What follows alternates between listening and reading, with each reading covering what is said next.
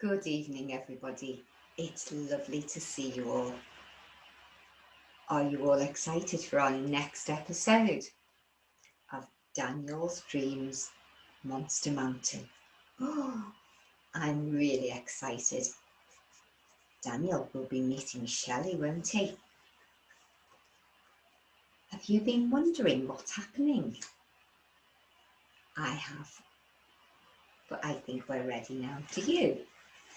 Okay.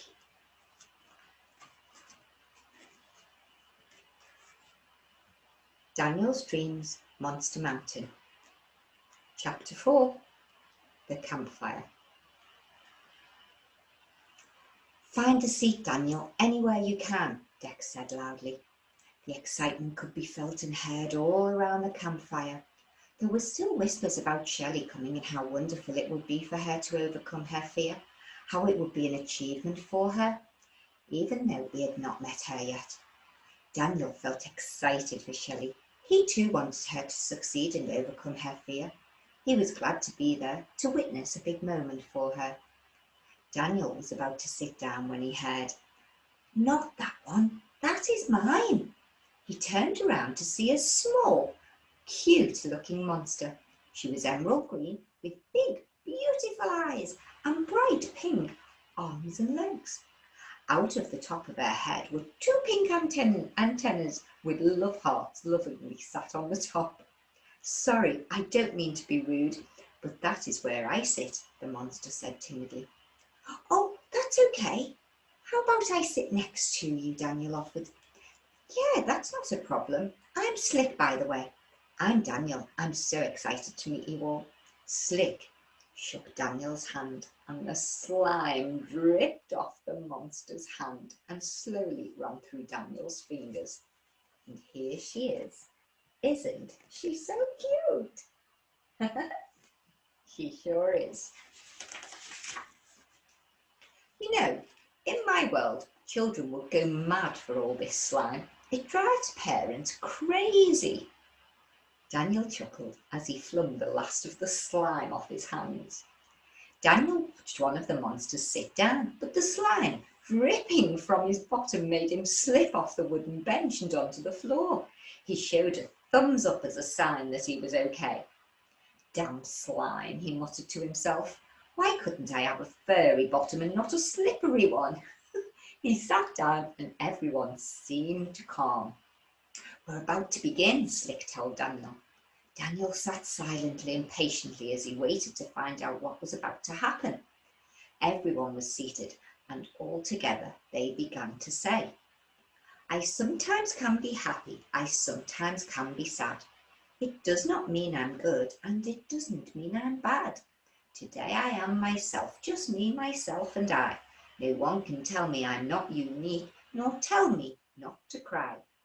Daniel listened carefully as they all said this aloud and thought how wonderfully true it was in his own life and in the monster's life. Dex stood up with another of his friends.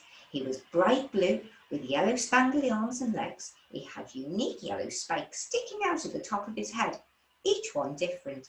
Dex introduced him as Spirit. Dex and Spirit said hello to everyone and paid attention to Daniel, who they introduced to the group once again. Daniel waved at everyone and shyly lowered his hand. "We do this once a week," Slick explained, "so you've come at the right time." "What do you do?" Daniel asked curiously. "Well, we all meet at least once a week just to talk.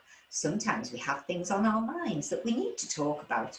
Some of us tell jokes and try to make everyone laugh.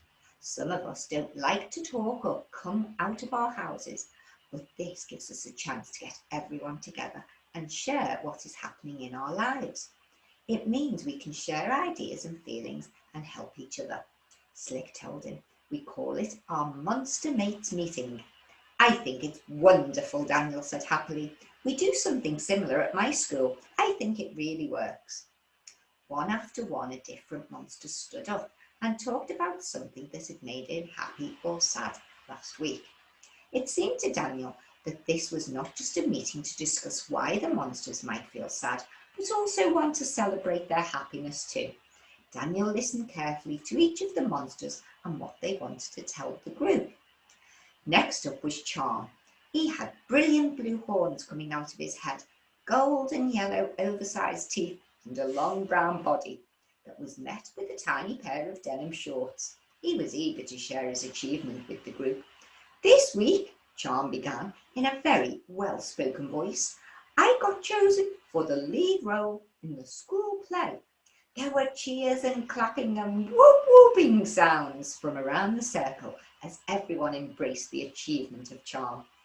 It's about time, isn't it, Charm? Said Ruby. Can I play the leading lady?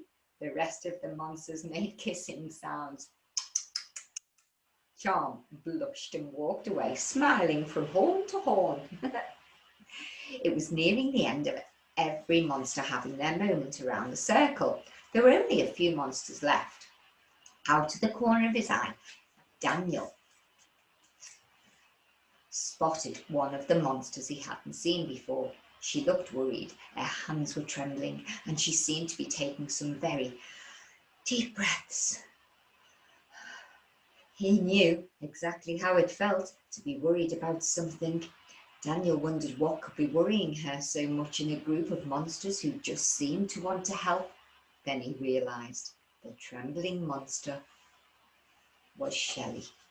So here is everybody that has been standing and telling their sadness for their achievements.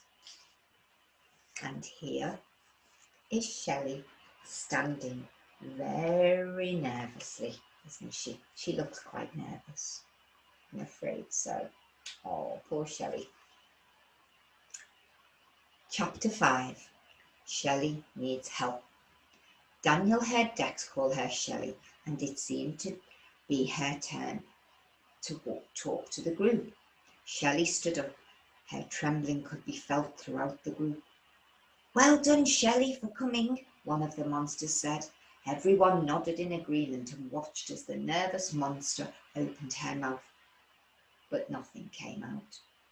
She lowered her head and tried again. Everyone held their breath. The tremble started to feel stronger. She began to wring her hands. Daniel worried about Shelly. What could be so wrong that she was this scared to talk in front of her friends? There was no time to ask, as Shelly suddenly bolted. Shelly, it's okay, come back, Dex shouted after her. Daniel stood up quickly. He wanted to help. He had seen something like this at school with Scarlett when she was asked to talk in front of the whole class. Before he knew it, his legs were moving quickly and he was running after Shelly. Wait, Shelly, I want to help, he panted. Daniel kept running. His heart was beating fast. He was sweating. Daniel knew exactly how Shelly was feeling. He felt it too. Shelly continued to run until she came to a beautiful, tranquil garden. It was full of nature, calm and peacefulness. It was a breathtaking place. Daniel caught up. He bent over, with his hands on his knees, tried to catch his breath. He panted, but raised his head to take in the beauty around him. This place was magical. Monster Mountain really did have some of the most incredible places. Shelly was sitting on a pristine white bench, their head in her hands, sobbing gently. Are you okay, Shelly? Is there anything I can do for you? Asked Daniel, gently as he sat beside her. Shelly lifted her head slowly and looked Daniel straight in the eye. He could see a single tear roll down her face and splash onto her knee. I can't, Shelly struggled to find the words. I don't know how to deal with everyone staring at me. It's too much. My belly feels like jelly all the time. My hand gets sweaty and my head hurts. Daniel thought for a moment before he responded. He had felt the same. Maybe if he talked to Shelly about it, she would see that she wasn't alone and that others felt like this too. monsters and humans. Maybe they could help each other. You call it jelly, but to me it feels like butterflies fluttering in my belly. But I think it's the same thing, the same feeling, Daniel said with a reassuring smile. They both smiled at each other and felt a sense of happiness as they realised that they weren't alone with their feelings. They both relaxed around each other, sharing their feelings had helped. I get scared too sometimes when I do things I'm not comfortable with, Daniel continued. We aren't all the same, so we react differently to situations sometimes. Some people like to be in front of people, but some of us find it difficult. Have you spoken with your friends and told them how you feel? I can't. I feel a failure, Shelley said sadly. You aren't a failure, Daniel shook his head. Just the fact you came to the meeting today shows you aren't. I think you need to know that you can do this. Your friends want you to do well, no matter what you say. Nobody will judge you. Dex said before that you should never judge anyone, and he is right. These are your friends. They are supporting you, and they want to hear you. I suppose, Shelley said slowly. We all feel things inside our bodies when we do new things, or things that make us nervous. Daniel wondered if he was reassuring himself or Shelley. But some of these feelings are natural. It's our body's way of building excitement in us. If the feelings get too much, which they sometimes do, then we must find ways to control them. Do you know how to control how you feel? It helps to come to this garden. It's calm. It gives me a chance to breathe, said Shelley. Well, that's a great start, Daniel said happily. Why don't we try some deep breaths? I do this to help me to get to sleep at night. You must breathe in through your nose and out through your mouth. Try to control your breath as you release it. Okay? Okay, Shelley nodded. They sat side by side on the white bench, taking deep breaths in through their nose and out through their mouth. You ready, yogis? Breathe in and breathe out like a calm breeze. Well done. They repeated this for a few minutes. I think that might be helping. My belly doesn't feel like jelly as much anymore, Shelley said with relief. Have you ever done something that makes you really excited? Asked Daniel. Yeah, lots of times. I think my favourite though was riding on a roller coaster, replied Shelley. A belly full of jelly or butterflies can be good feelings too. It can be excitement. Next time you're struggling and you feel nervous, remember how you felt on the roller coaster and use that feeling to make your nerves good ones. Ones that make you excited and happy. I think I'm going to try that tomorrow, Daniel confirmed. What's tomorrow? Shelley asked. It doesn't matter. Let's focus on today, Daniel said quickly. You're very wise, Shelley smiled at him. You've really helped me, Daniel. Thank you. Daniel felt warm inside. It was good to help. Wonderful. I think you should continue to practice this, Daniel said. It's also important to know that the monsters are your friends. They support you. They don't want you to fail. If you make a mistake, then that is okay too. We are all human, or monsters in your case, but we all make mistakes and nobody is perfect. Thanks, Daniel. Do you mind if I ask you a question? Shelley asked. Of course, you can ask me anything, Daniel nodded. How do you know so much about the way I am feeling and how I can deal with it? Shelley inquired. I feel the same way too, Daniel said shyly. He continued. In fact, I have had this feeling of butterflies in my belly since yesterday. I've tried to ignore it, but it keeps coming back. Just thinking about them made his tummy flutter. What's bothering you? Shelley asked with concern in her eyes. I have an assembly tomorrow at school. It's our class assembly and I dread it every year. I must stand in front of the whole school and parents. My heart beats very fast. My belly gets butterflies. My hands get sweaty. My mum always tells me that everything will be okay, but sometimes that doesn't help. Daniel rubbed his hands as the feeling of worry crept back. You seem so confident though, Shelly stated. Well, that is it. Nobody can see what's going on for someone else. These are feelings that aren't always clear to everyone else, Daniel explained. Daniel realised that this was the first time he'd spoken out loud how he felt about the assembly and was surprised that it made him feel calmer. He had shared a problem and it had made him feel much better. That he could give Shelly advice about a similar problem made his nerves settle down too. Daniel's friends always told him that he was good at giving advice, but he needed to be able to take his own advice. Daniel, I think you need to remember what you told me, Shelly interrupted Daniel's thoughts. You sound like my friends, Daniel smiled. It's true, you need to remember your own advice. When you are in assembly, remember everyone watching you are people that want to see you happy. They won't judge you. Shelly echoed Daniel's words. Thank you, Shelly, Daniel smiled. I think you will be wonderful. I have an idea. Why don't we both stand together at the campfire and speak in front of everyone? I can talk to the group and you can practice your part for the assembly. We can practice the techniques you told me about and see if they help. We can support each other and get encouragement from the rest of the group. Shelly jumped up off the seat enthusiastically. I think that would really help me. Thank you, Shelly, Daniel agreed. Let's head back to the campfire, Shelly said.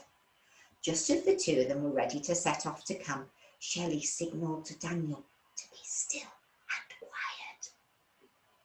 Upon the flowers to the right of them sat a large, stunning butterfly. It seemed magical. Daniel and Shelly gazed in silence at the prettiness that was before them. Look at all those colours. It's like a rainbow, Daniel pointed gently with his finger. I know, whispered Shelly. How many colours can you see? I can see turquoise and purple. Daniel's voice trailed off. There's pink, orange and green there too, Shelly pointed. Look how it shimmers in the light. It's like glitter. Daniel was amazed. It truly is beautiful, isn't it? Shelly confirmed. Shall we have a look? How beautiful are the colours in this wonderful book. You can see that beautiful butterfly. Daniel and Shelly walked back towards the camp. They sang the colours of the rainbow song. There was no rush and Daniel wanted Shelly to remain calm. As they walked, Daniel was able to take in the loveliness once again surrounding him. He was fascinated with everything in Monster Mountain. The trees were an array of green, and much to Daniel's pleasure, they didn't look like normal trees. Some were shaped with what looked like upside-down triangles. Some had two circular shapes side by side that looked like a pair of glasses. And some stood tall as soldiers and what looked like a hat on top of them. Daniel smiled to himself. Nothing in Monster Mountain was normal. Everything was unique. Daniel thought about how, again, this represented the uniqueness of the monsters he had seen and met. It was important to be unique. He needed to accept himself more and just be himself. He was determined to work on this when he returned to his world. Daniel turned to Shelly and said, Someone once told me, I think it might be true, that when the rain comes down, the sun appears soon too. Shelly thought for a moment and said, I think that's a lovely way to look at it.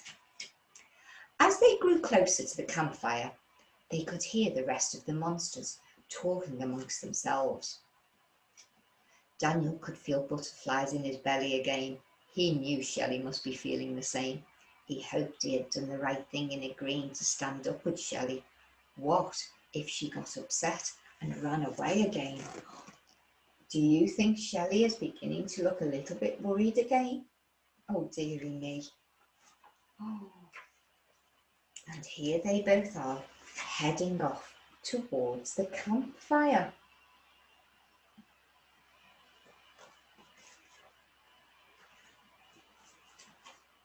And in our next episode, you will find out what happens. Will Daniel and Shelly still have the nerves to stand up in front of the group at the campfire? And will Daniel keep his cool at school? We'll soon find out in our next episode. Take care, everybody. Thank you all for listening, and thank you again to Leanne for allowing us to read her wonderful book. Take care, and bye for now.